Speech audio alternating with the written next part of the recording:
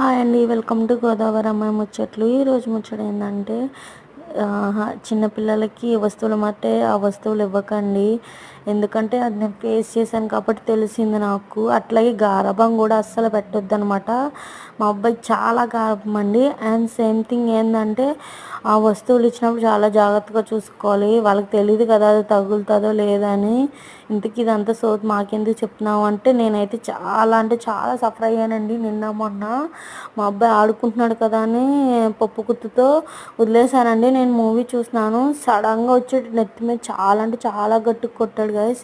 నాకు ఎంత బాధ వేసిందంటే అబ్బా ఏడ్చా, ఒక రోజంతా ఏడ్చాను. చాలా బాధ వేసింది.